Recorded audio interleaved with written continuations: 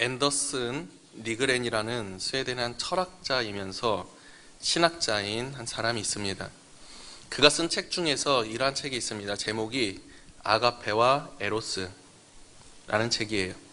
책에서 나타나 있는 것처럼 사랑에 관해서 쓰여진 책인데 특별히 하나님의 사랑에 대해서 자세히 적혀 있다라고 그렇게 이야기를 합니다. 당시에 대히트를 치면서 수많은 목사님들과 성도님들께서 이 책을 소장하였고 또 책을 읽었다라고 이야기를 합니다. 수많은 사람들이 하나님에 대해서, 하나님의 사랑에 대해서 특별히 물어볼 때면 많은 분들이 이 책을 오히려 권장하면서 한번 읽어보면 좋겠다라고 이야기했다고 얘기할 정도라고 합니다. 그런데 어떤 한 목사님께 지성인 한 명이 찾아와서 이야기를 합니다. 목사님, 제가 큰 한 가지 회의가 느껴서 이렇게 목사님께 찾아왔습니다. 도대체 어떤 회의가 느꼈습니까? 무슨 일 때문에 그러십니까? 제가 하나님의 사랑에 대해서 깊은 회의가 느껴서 목사님을 찾아왔습니다. 그러자 목사님께서 그렇습니까? 그럼 잘 됐습니다. 제가 한 책을 소개해 줄 테니까 이 책을 한번 읽어보십시오. 그러면 하나님의 사랑에 대해서 너무나도 잘 알게 될 것입니다. 라고 하자 이 지성인이 이렇게 얘기합니다. 목사님 감사합니다. 그런데 그 책의 저자가 바로 저입니다. 책의 저자인 그가 하나님의 사랑에 대한 개념을 잘 정리했지만 정작 자신은 하나님의 사랑을 깨닫지 못했다라는 그러한 이야기인데, 여러분 이것이 실화인지 아닌지는 정확히 알 수는 없습니다. 하지만 여기서 알 수 있는 사실이 무엇이냐면 우리가 알고 있는 것과 그 개념을 정리해서 아는 것과 실천하는 것, 그것을 정말로 깨달아 아는 것은 다르다라는 사실입니다. 가장 능력 있는 설교는 어떠한 것일까요? 개념을 잘 정리해서 전달하는 지식적인 부분이라면 여러분 그것은 책으로도 될 것이고 수많은 인터넷에 나와 있는 지식으로도 다 대처할 수 있을 것입니다. 오늘 목사님께서 말씀하셨던 카드 중에서 하나, 참 마음에 많이 다가왔던 카드가 하나 있었습니다. 그게 무엇이었냐면 변화. 가장 능력이 있다고 하는 것이 변화라고 말씀하시지 않았습니까? 그것처럼 가장 능력 있는 설교라면 어찌 보면 당사자가 그것을 직접 행하는 모습을 보여준다면 그것만큼 능력 있는 것이 어디에 있겠습니까? 물론 설교자만 그렇겠습니까? 교사는 어떻습니까? 우리 아이들에게 정말 많은 가르침을 주고 방법을 제시합니다. 하지만 정작 그가 그 모습 가운데 있지 않다면 그 소리는 그저 울리는 소리밖에 되지 않고 시끄러운 소리, 잔소리밖에 되지 않을 거예요. 가장 지혜 있는 부모는 어떠한 부모입니까? 자녀에게 내가 이렇게 살지 못했으니까 너라도 이렇게 살아야 된다라고 요구하는 것. 내가 지금까지 공부하지 못했으니까 너가 그만큼이라도 공부를 하고 높은 사람이 돼야 돼 라고 얘기하기 전에 자신이 책을 먼저 꺼내서 읽고 함께 그 자리에 앉아서 펜으로 공책에 쓰는 그런 부모가 아니겠습니까? 이 시대에서 세상을 바꿀 수 있고 이 시대의 흐름을 주관할 수 있는 교회는 어떠한 교회일까요?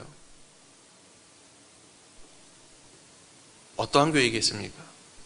말씀을 알면서 끝나는 교회가 아니라 그것을 실천하는 교회고, 사랑을 아는 교회가 아니라 사랑을 실천하는 교회인 줄로 믿습니다. 여러분, 사랑에 대해서 모르는 사람이 얼마나 있겠습니까? 말씀에서도 사랑에 대해서는 많은 이야기를 합니다.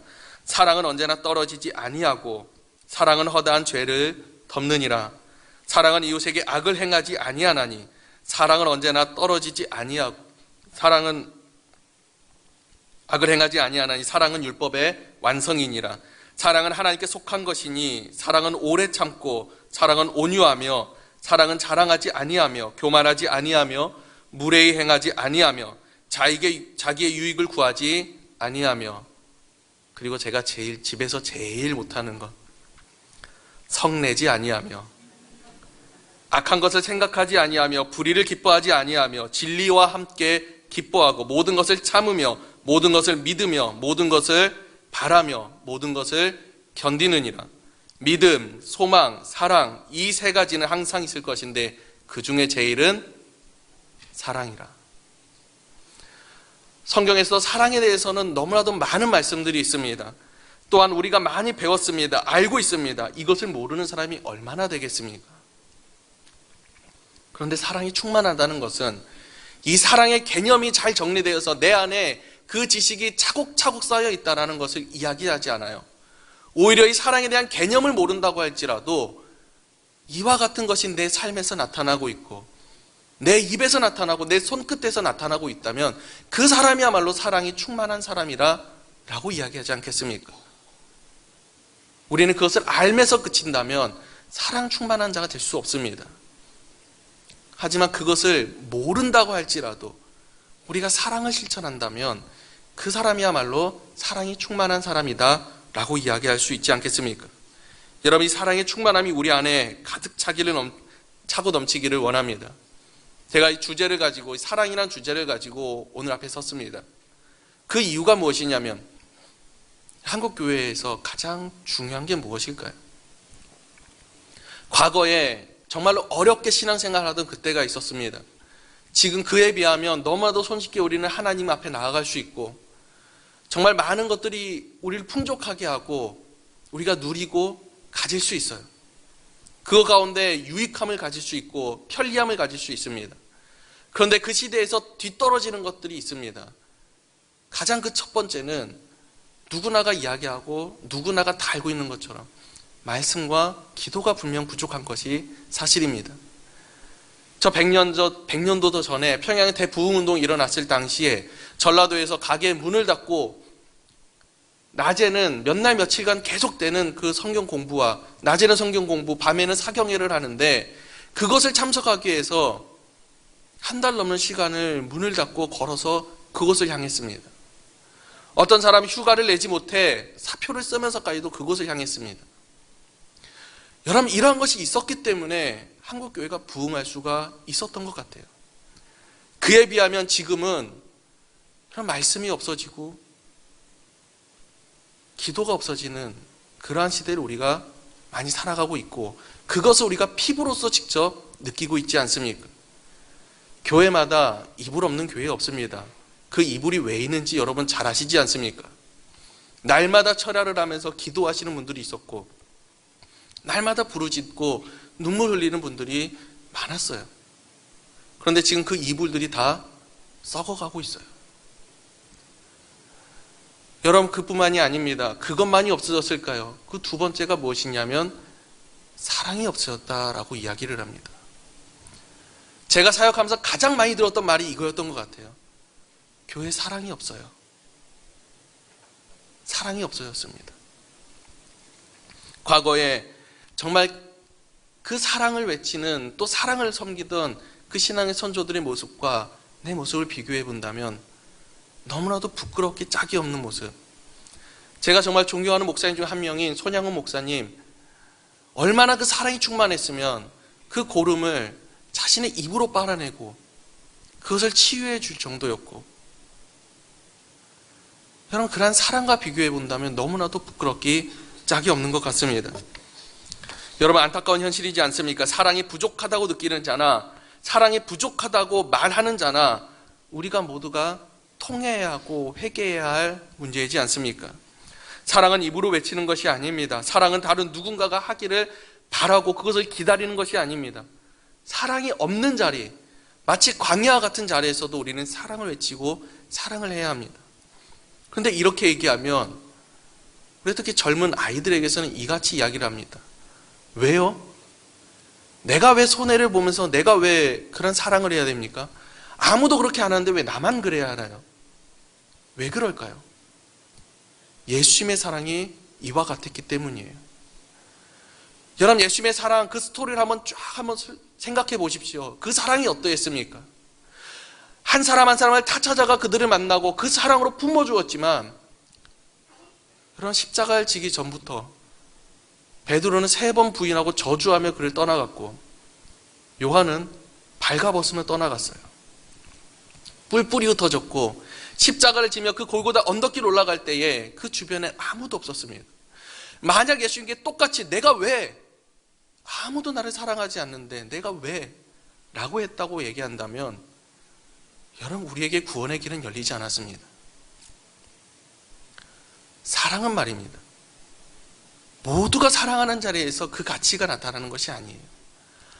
아무도 사랑하지 않는 곳에서 그 사랑의 가치가 진정으로 밝게 빛난다는 사실을, 마치 예수님께서 아무도 사랑하지 않고 돌아보지 않는 그 자리에서 십자가를 지시며 사랑했던 것처럼, 그것이 있었기 때문에 구원이라는 가장 가치 있는 보물이 우리에게 주어진 것처럼, 여러분 그 사랑이 우리 가운데 있어야 하지 않겠습니까? 한번 스스로 돌아볼 수 있기 원합니다. 나는 사랑이 충만한 사람입니까? 사랑을 아는 사람입니까?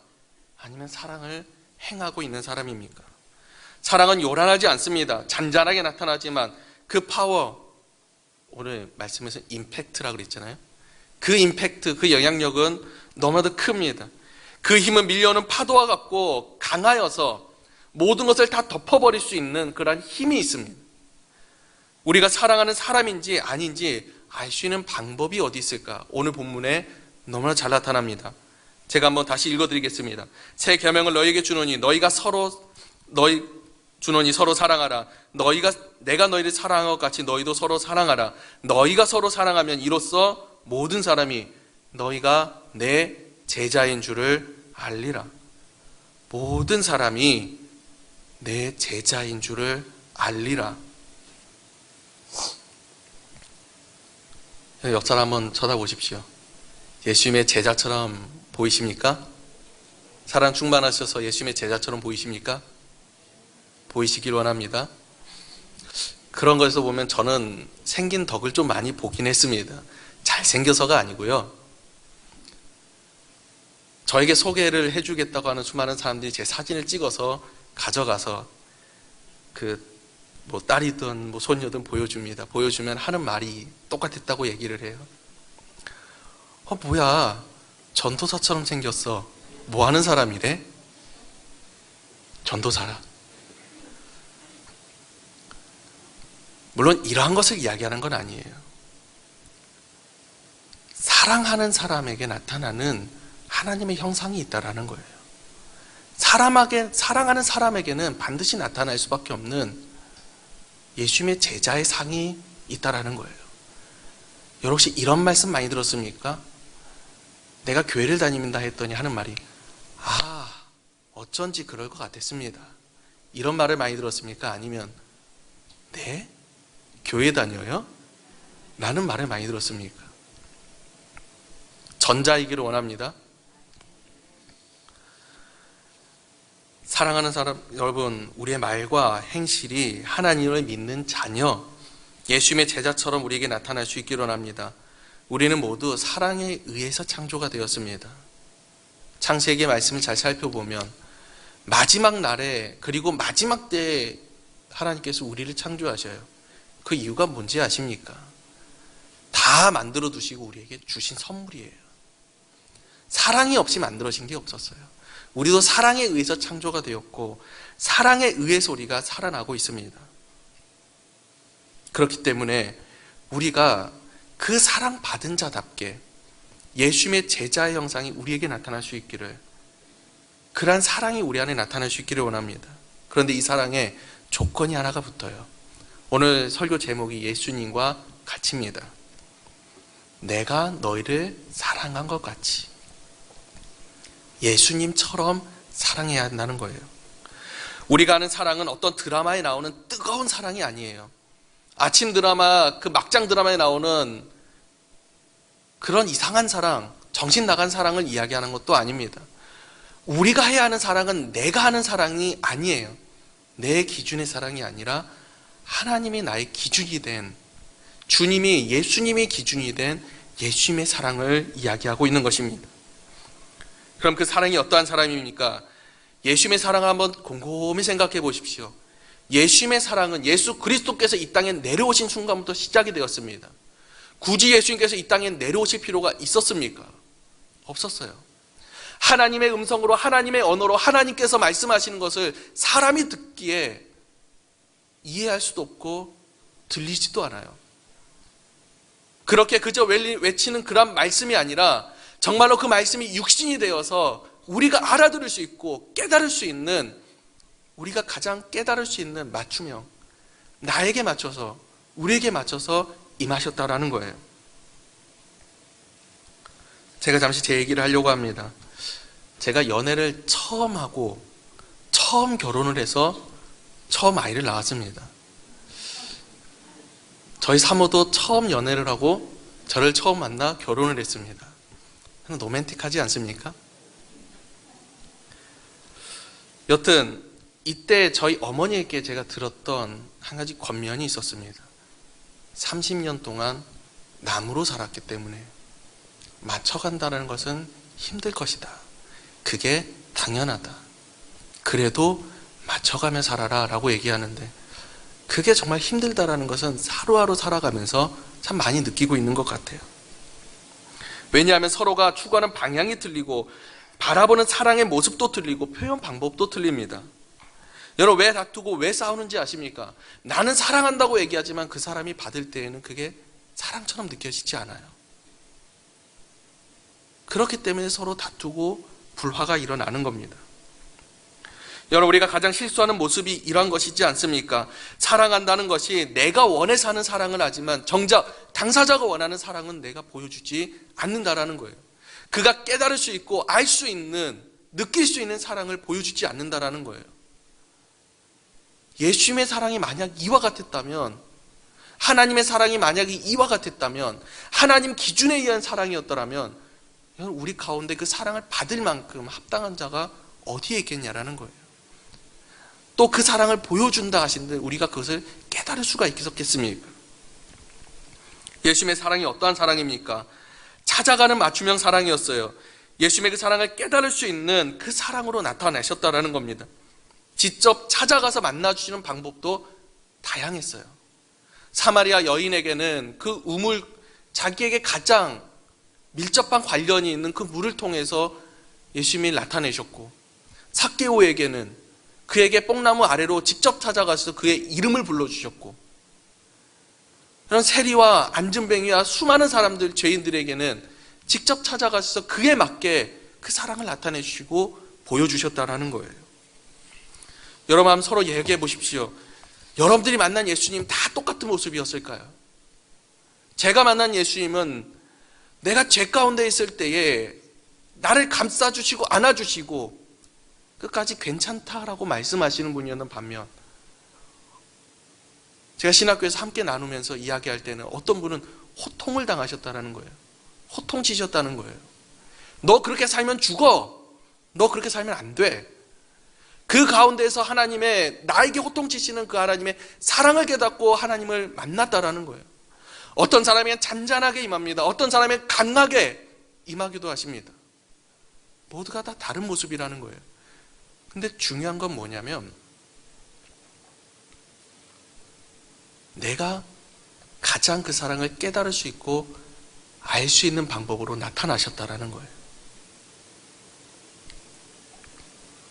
한 노부부가 치킨을 먹으면 할아버지가 할머니에게 꼭 닭다리를 2개를 건네준다고 합니다.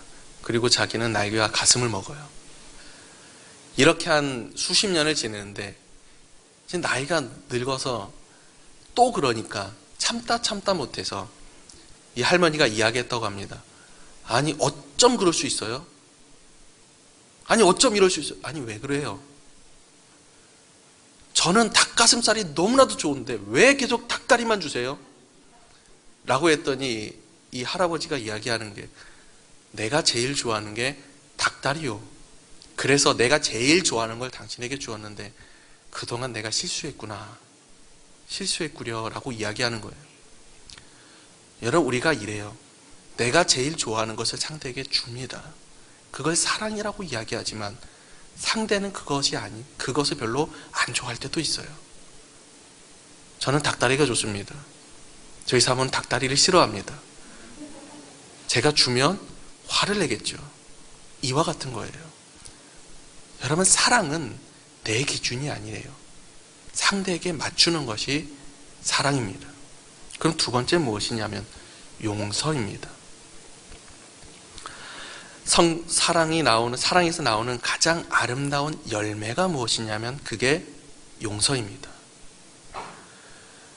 사람을 용서한다는 것이 쉽겠습니까? 용서한다고 말하지만 여전히 그 마음에는 상처로 남아있고 그 흔적은 여전히 내 안에 남아있기 마련입니다. 주님께서 용서하신 용서는 흔적이 남아있을까요? 그것이 남아있는 상처가 사랑, 용서가 아니에요. 하나님께서, 예수님께서 용서하시겠다 하시는 단어는 덮으시겠다라는 거예요. 이 덮으시겠다라는 것은 묻어버리시는 거예요. 아예 그것을 보지도 않고 생각도 않는 그 사랑이에요. 그 용서를 이야기하시는 거예요. 그렇기 때문에 예수님이 보여주신 그 사랑, 어떠한 사랑이었습니까? 십자가의 사랑이었죠. 십자가의 용서였죠. 그의 자신의 몸의 모든 것을 다 쏟아내시면서 자기를 핍박하며 돌을 던지며 침을 뱉는, 또 욕을 하는 그 사람에게 예수님께서 이야기하십니다. 저들이 하는 일이 무엇인지 모릅니다. 하나님, 저희들을 용서하옵소서. 그 용서의 사랑을 몸소 보여주셨다라는 거예요. 여러분, 예수님께서 가장 아프셨을 때가 언제였을까요? 아마도 제자 베드로와 눈이 맞는 그 순간 아니었을까요? 베드로가 3번 부인하면서 도망가는 그때에 예수님께 찾아오십니다. 찾아오셔서 이렇게 얘기 안 하셨습니다. 너 그때 왜 그랬니? 너 그때 나를 부인하지 않고 나와 함께 죽는다라고 말하지 않았니? 근데 그때 왜 그랬니? 라고 이야기하지 않아요. 딱 3마디를 하십니다. 내가 나를 사랑하느냐? 내가 나를 사랑하느냐? 내가 나를 사랑하느냐? 이 3마디 하고 끝났어요.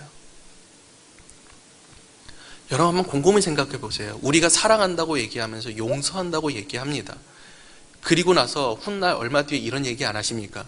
근데 정말 궁금해서 그러는 건데 그때 왜 그랬어? 라고 하면 서로 또 얼굴 붉히고 다투고 다시 시작되는 싸움이 일어나지 않습니까?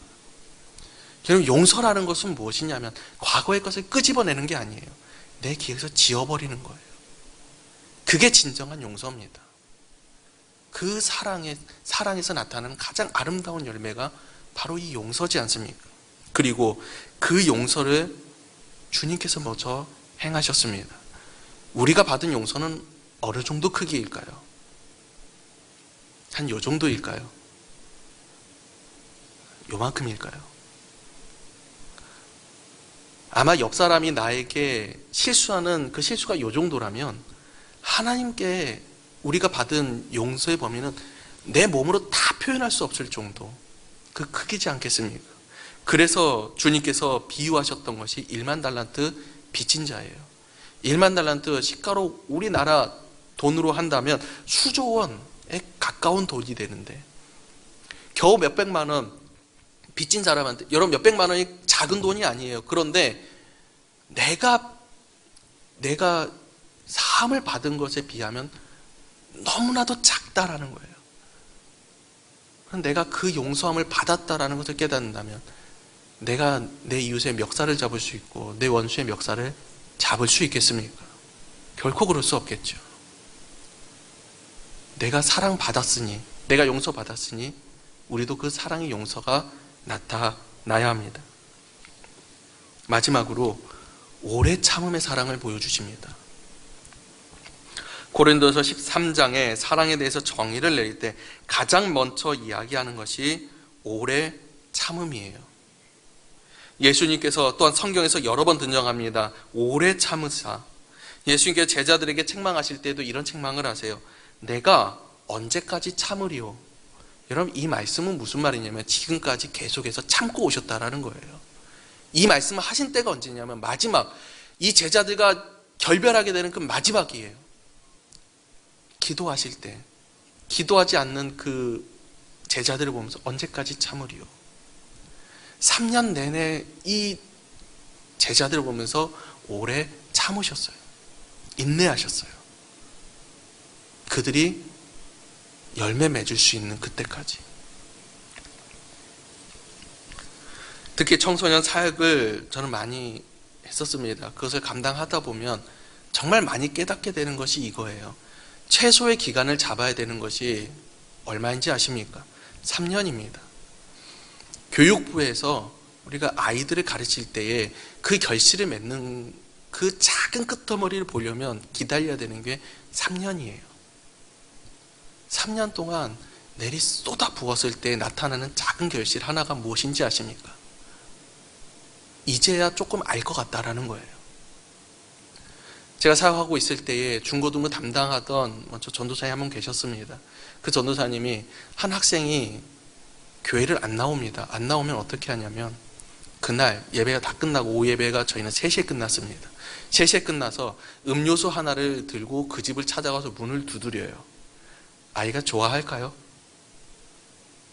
정말 싫어합니다. 너무 싫어합니다. 오지 말라는 표정, 말을 못하지만 얼굴 표정이 다 나타납니다. 그렇게 1년 동안을 했어요. 그리고 그분이 이제 떠나갔습니다. 가고 나서 제가 그 자리를 담당했을 때에 그 아이가 하는 말이 이거예요. 당신은 너무 싫었습니다. 그런데 지나가고 나니까 그 사랑이 너무나도 깊게 다가오더라는 거예요. 아무도 나를 찾아오지 않을 때, 아무도 나에게 관심 두지 않을 때에 나에게 찾아와서 음료수 하나 건네며 무슨 일이 있었냐라고 알면서도 모르는 척 그렇게 얘기하는 게 너무도 감사하더라는 거예요. 한 학생은 이러한 고백을 합니다. 자기가 교회 나오기 싫었다라는 거예요. 교회 안에서 차별도 있고 너무나도 많은 사건들이 있으니까 싫었다라는 거예요. 그런데 나오지 않을 때마다 연락이 오고 문자가 오고 문을 두드리는 사람이 있었대요. 그게 3년이에요. 3년 동안 그렇게 하더니 하는 말이 그거예요. 이제는 교회를 안 나갈 수가 없대요. 그 사랑을 알기 때문에.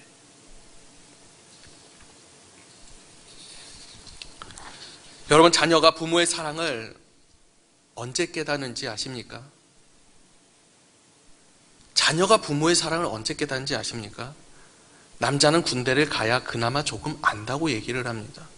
군대에 가서 어버이의 그 사랑 노래를 부르면, 그 부모의 사랑 노래를 부르면 다 옆에서 흐느끼면서 눈물을 흘려요.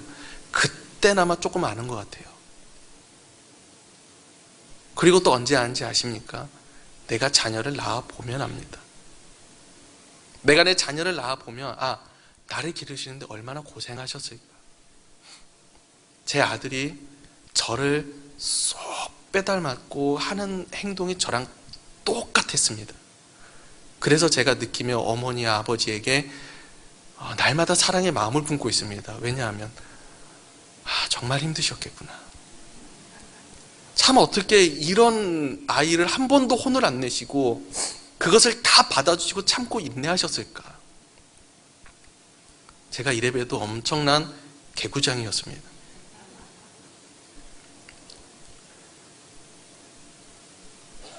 쉽게 말하면 빨라야 20년, 30년이라는 거예요. 그런데 그때에도 다 몰라요. 평생 동안 알아가는 것이 부모의 사랑이잖아요. 하물며 여러분, 예수님의 사랑은 어떻겠습니까? 하나님의 사랑은 어떻습니까? 여러분, 이 사랑을 우리가 언제 아는지 아십니까? 내가 직접 그것을 경험해 보면 알아요.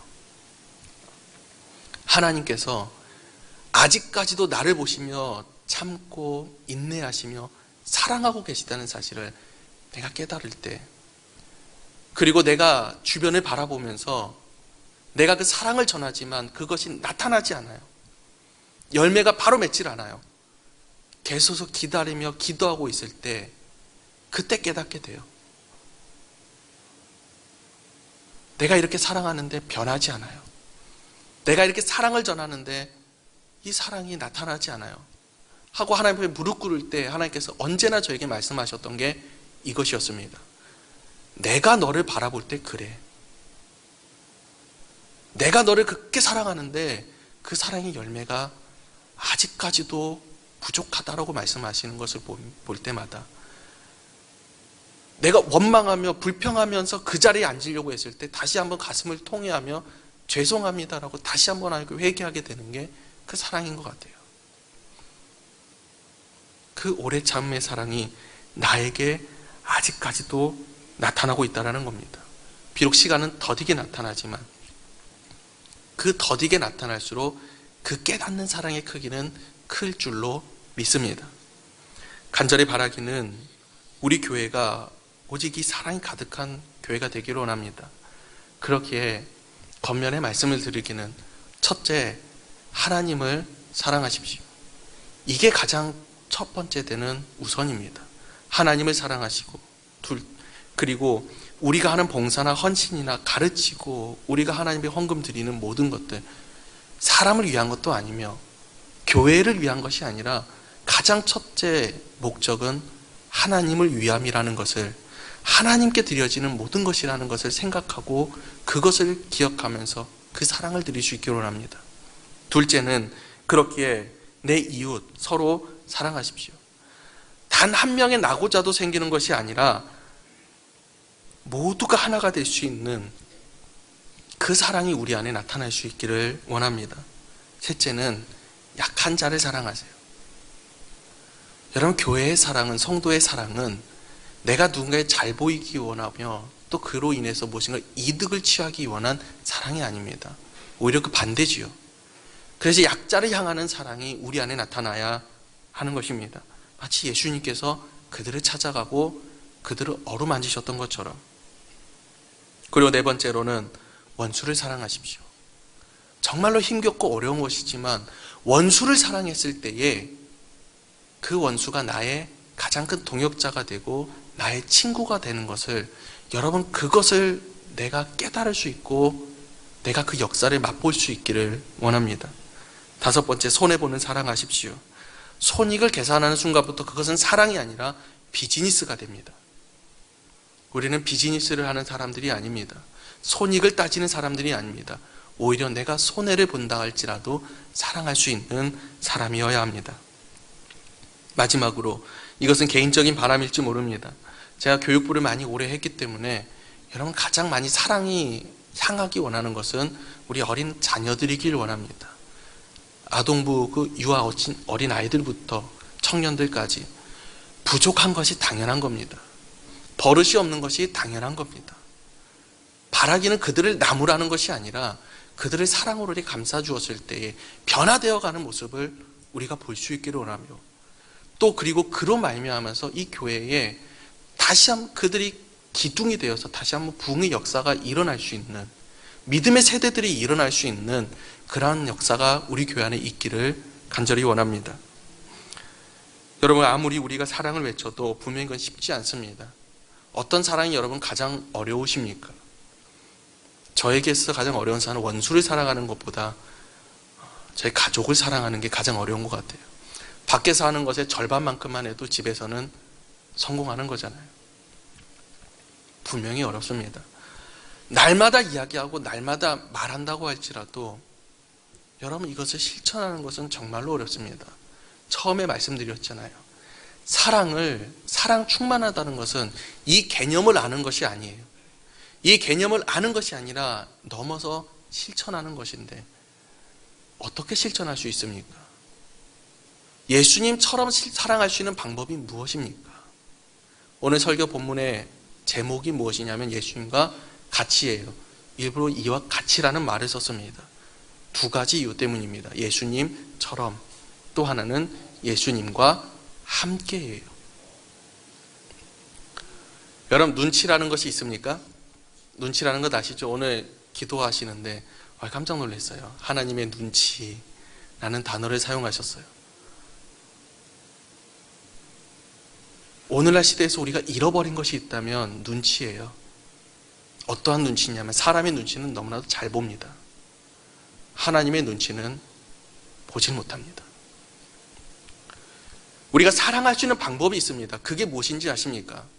내 사랑이 아니라 예수님처럼 사랑해야 되는데, 그 예수님의 사랑을 알 수 있는 방법이 무엇이냐면 예수님이 내 옆에 계시는 거예요. 내가 사랑을 하려고 할 때에, 표현하려고 할 때 예수님의 눈치를 살피며 이렇게 하는 게 맞아요? 라고 되묻는 거예요. 여러분, 간절히 바라기는 예수님의 눈치 보십시오. 하나님의 눈치를 보면서 하십시오. 이것이 나에게 습관이 되고 나에게 뿌리 박혀진다면 내 안에서는 더 이상 하나님의 눈치를 보지 않더라도 그 안에서 하나님의 사랑이 나오고 예수님의 사랑이 나타나는 겁니다. 이것이 나에게 훈련이 돼야 돼요. 내가 어떻게 사랑할 수 있습니까? 내가 어떻게 사랑의 말을 할 수 있습니까? 여러분, 저 불가에서 똑같이 이야기합니다. 사랑해라. 만약 예수 그리스도가 빠진다면 우리는 그들의 외침과 똑같은 설법일 뿐이에요. 제가 이 사랑을 외쳤지만 사랑에 들어가는 건 쉽지 않더라고요. 때로는 이 사랑을 외쳤지만 정말로 이 사랑의 본문을 가지고 너무나도 많은 설교를 했지만 그럼에도 분열이 일어나고 분쟁이 일어나고 다툼이 일어나요. 그 왜 그럴까 곰곰이 생각했어요. 첫째는 내가 그 사랑을 몸소 보여주지 못했구나 라는 것이 그 첫 번째였고, 둘째는 예수님이 없었다라는 거예요. 사랑은 이야기하지만 결국에 그 사랑의 중심이 되신 예수 그리스도가 계시지 않았다라는 거예요. 성경은 정확히 얘기합니다.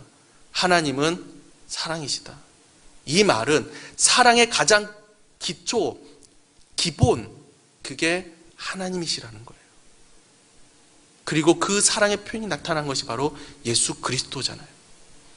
이 예수 그리스도가 나와 함께 하면서 내가 그 옆에 걸으면서 여러분 그 사랑을 할 수 있기를 원합니다. 이 사랑은 내 사랑이 아니에요. 예수 그리스도의 그 사랑. 우리는 사랑의 실패를 참 많이 했습니다. 그러나 이제는 실패하지 말아야 하지 않겠습니까? 더 이상 교회가 사랑이 없다고 하면서 떠나가는 사람들이 없고 무너지는 것을 우리가 보고만 있을 수는 없지 않겠습니까? 지금까지 사랑을 외치지 않았음도 아니고 지금까지 사랑을 행하지 않았음도 아니었습니다. 나의 사랑이었기 때문에 그렇습니다. 그렇기에 예수님처럼 사랑할 수 있기를 합니다.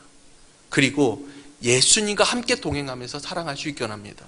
하나님의 눈치 보면서 사랑할 수 있기를 합니다.